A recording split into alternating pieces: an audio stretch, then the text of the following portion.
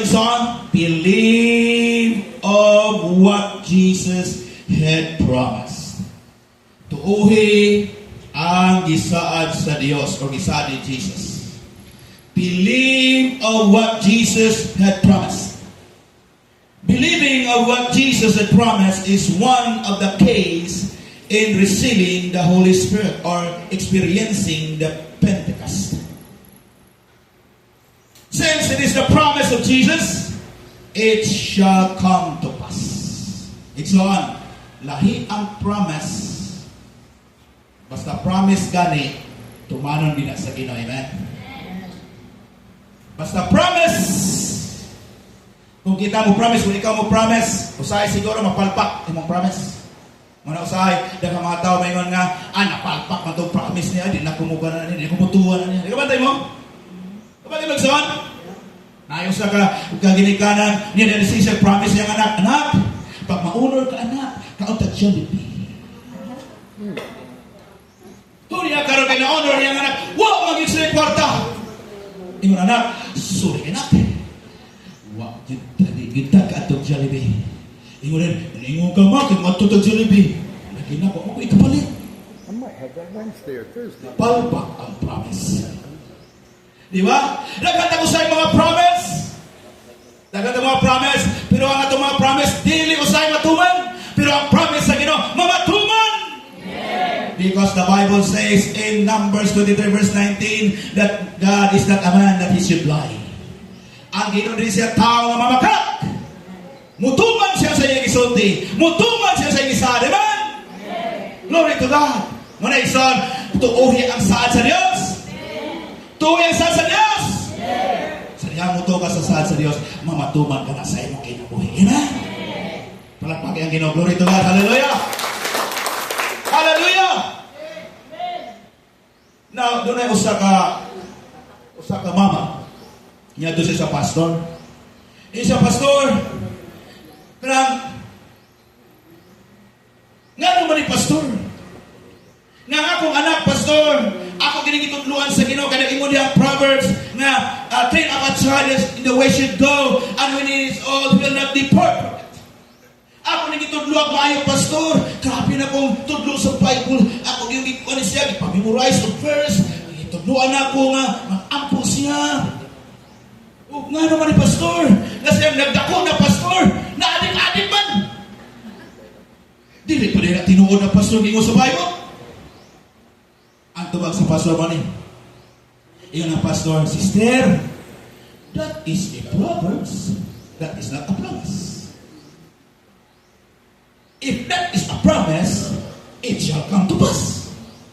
But because that is a Proverbs, that is by general observation, depende na sa bata na imong itudluan kung iya bagyod na kinasing-kasing nga gidawat ang imong itudlo kaniya, then may tabok ka na siya mo sunod yun sa imong itudlo.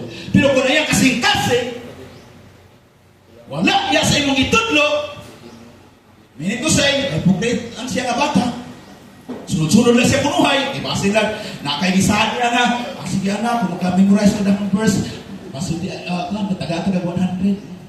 Kung ingon anak lang ang motivation, di yun na mausan.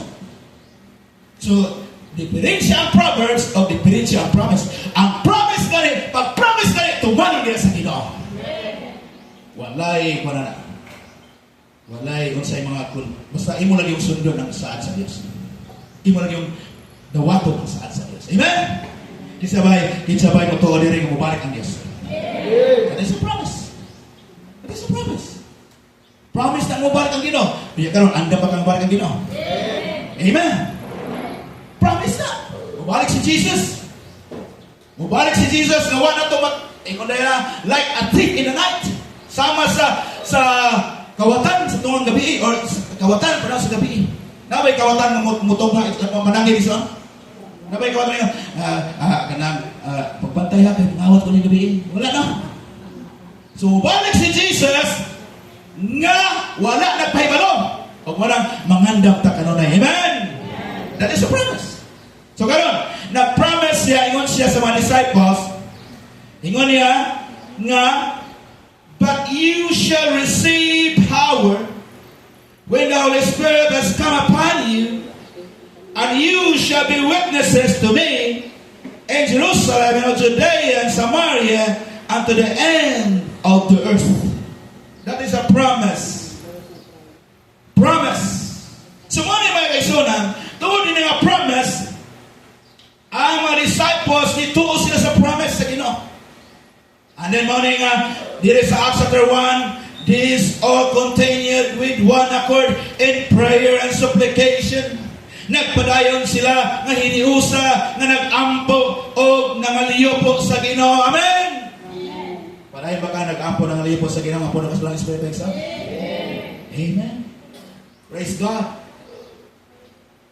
Now, believe of what Jesus had promised.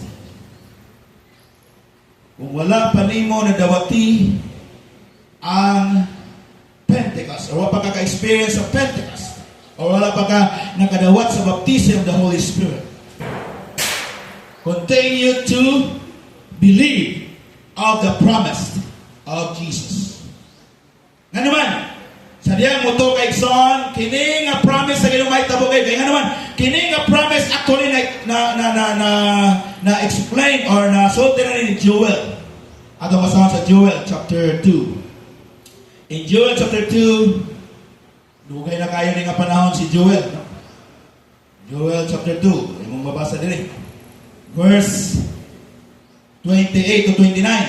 Ingon diri, and it shall come to pass afterward, I will pour out my spirit on all flesh. Your sons and your daughters shall prophesy. Your old men shall dream dreams. Your young men shall see visions. And also on my men servants and on my maid servants, I will pour out my spirit in those days. Daan na nagisulti ni Prophet Joel na may tabo gayon ang pagbubo sa mga Espiritu. O naitabo kay Dixon din sa Acts chapter 2. In fact, gi-quote ni Peter din sa verse 16.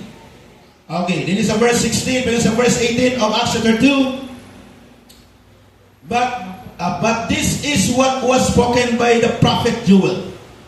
It shall come to pass in the last days, says God, that I will pour out my spirit on all flesh. Your sons and your daughters shall prophesy. Your young men shall see visions. Your old men shall dream dreams. And my men servants and my maid servants, I will pour out my spirit in those days, and they shall prophesy.